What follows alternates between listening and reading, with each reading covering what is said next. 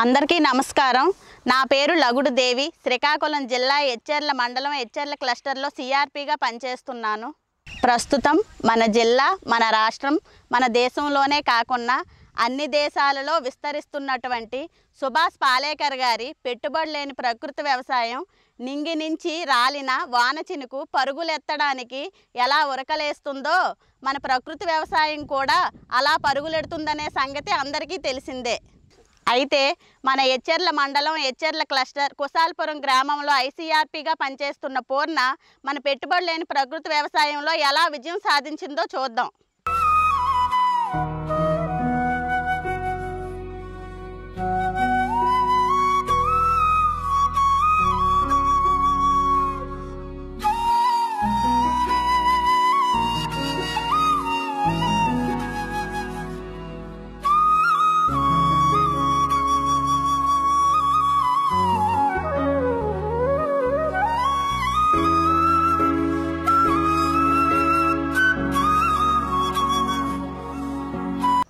అందరికీ నమస్కారం.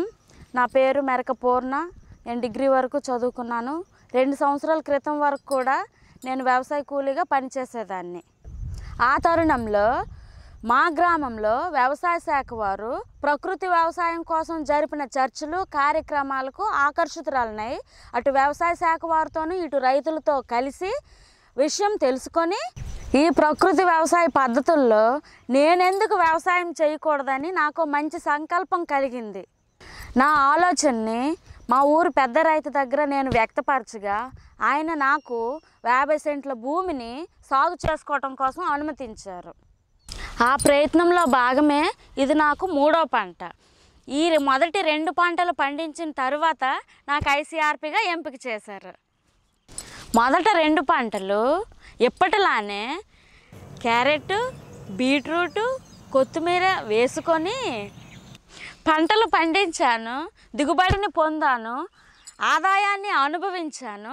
ప్రకృతి వ్యవసాయం అంటే ఎంత రుచో తెలుసుకున్నాను. ఒక ఐసీఆర్పీగా నేను మా గ్రామంలో రైతులకు అవగాహన కల్పిస్తున్నప్పుడు ప్రకృతి వ్యవసాయం చేయడం కష్టము అని అంటున్నారు. ఆ కష్టం ఏంటంటే ఆవుల పెంపకం లేదట, ఆవు మూత్రం ఆకులు తెచ్చుకోవడం కష్టమని అంటున్నారు.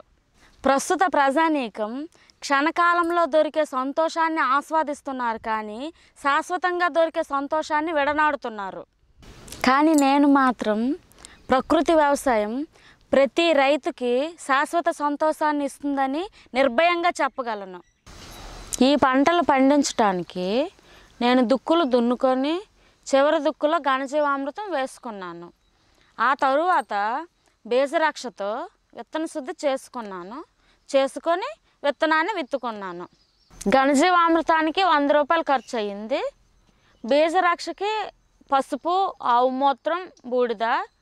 ఆవు మూత్రం ఏంటంటే నేను ఆవును పెంచుకుంటున్నాను కాబట్టి నాకు ఆవు మూత్రం పేడ దొరుకుతుంది. పసుపు ఒక 20-30 రూపాయలది కొనుక్కుంటున్నాం. నాకు మొత్తం కలిపి 130 రూపాయలు ఖర్చు అయ్యింది. ఇలా విత్తుకున్న 15-20 రోజుల నుండి ప్రతి 15 రోజులకు ఒకసారి, అంటే పంట చేతికి వచ్చినంత వరకు కూడా ఈ ద్రవజీవామృతాన్ని ఇలా నీటి ద్వారా పారించుకోవాలి.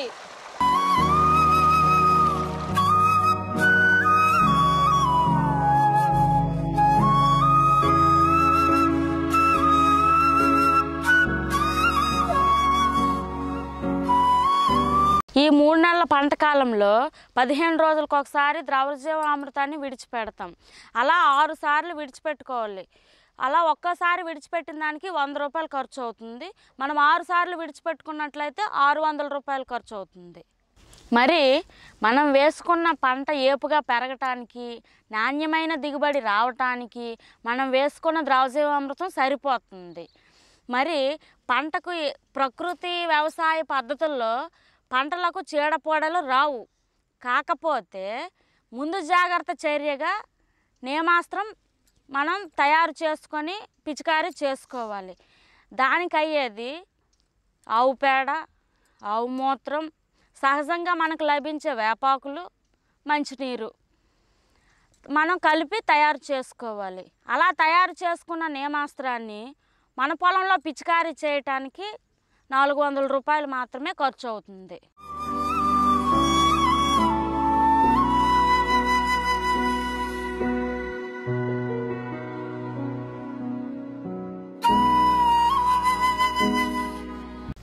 రసాయన వ్యవసాయమా?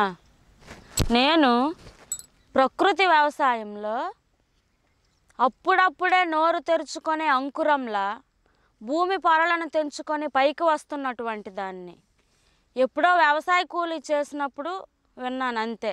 నేను ప్రకృతి వ్యవసాయ పద్ధతుల్లో పూర్తిగా అవగాహన పొంది అందరి రైతుల్లో గుర్తింపు పొందడానికి గల కారణం మా క్లస్టర్లో ఉన్న సిఆర్పీలు, ఎన్ఎఫ్ఎఫ్లు కారణమని నేను గర్వంగా చెప్పగలను.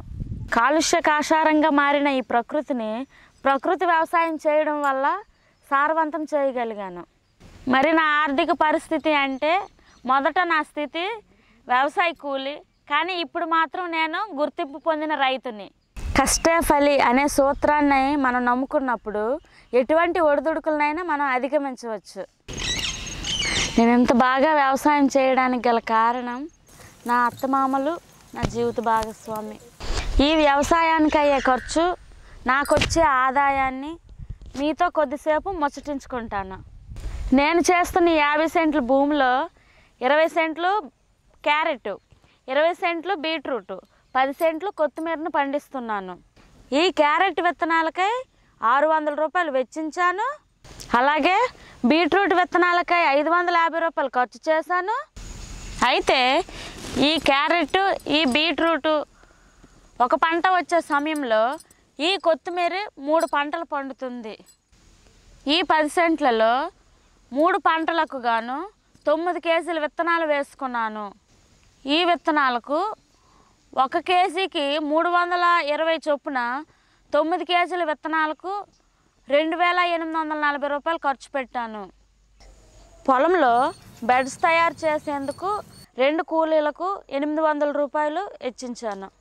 ఈ సాధారణ ఖర్చులన్నీ ఒక ఎత్తు అయితే, ప్రకృతి వ్యవసాయ పద్ధతుల్లో కషాయాలు, ఎరువులు తయారు చేయడానికి కేవలం 900 రూపాయలు మాత్రమే ఖర్చు అయ్యింది.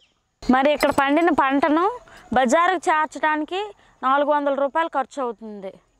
మరి చివరి దుక్కులో ఘనజీవామృతంతో పాటు గత్తాన్ని కూడా వేసుకోవటానికి 400 రూపాయలు ఖర్చు అయ్యింది. ఈ ఖర్చులన్నీ చెప్పుకుంటే సుమారుగా 9000 రూపాయలు ఖర్చు అయ్యింది. మరి ఆదాయ విషయానికి వస్తే క్యారెట్ 18 బస్తాలు వస్తుంది. ఒక్కో బస్తాకి 50 కేజీల చొప్పున ఇస్తాను. 18 బస్తాలకి ఒక్కో బస్తా 600 రూపాయల చొప్పున 18 బస్తాలకి 10,800 ఆదాయం వచ్చింది. మరి బీట్రూట్ 20 బస్తాలు వచ్చింది. ఒక్కో బస్తాకి 500 రూపాయల చొప్పున 10,000 రూపాయలు వచ్చింది. కొత్తిమీర నాకు నిత్య పంట కాబట్టి కొత్తిమీర వలన 35,000 రూపాయలు లాభం పొందాను నేను. ఇలా నాకు వచ్చిన మొత్తం ఆదాయం చెప్పుకుంటూ పోతే 55,800 రూపాయలు నాకు వచ్చింది. అందులోంచి 9,000 రూపాయలు నేను ఖర్చు చేస్తే 46,800 రూపాయలు నాకు మిగిలింది. సంవత్సరంలో 2 పంటలు పండిస్తున్నాను. సంవత్సరానికి 1,00,000 రూపాయల ఆదాయాన్ని పొందుతున్నాను.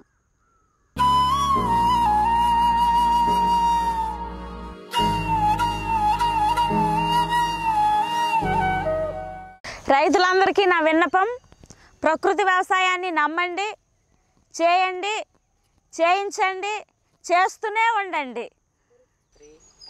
ప్రకృతి అన్న, ప్రకృతి వ్యవసాయం గురించి తెలియాలన్నా పుస్తకాలు చదివితే రాదు. ప్రకృతి ఒడిలో జీవిస్తేనే తెలుస్తుందని నిరూపించిన మన ఐసీఆర్పీ మెరక పూర్ణ విజయగాథను చూశారు కదా. అలాగే ప్రతి ఒక్క రైతు మన పెట్టుబడి లేని ప్రకృతి వ్యవసాయం చేసి ఆరోగ్యకరమైన పంటలు పండించి మంచి దిగుబడుల్ని, ఆదాయాన్ని పొందుతారని ఆశిస్తూ ధన్యవాదాలు.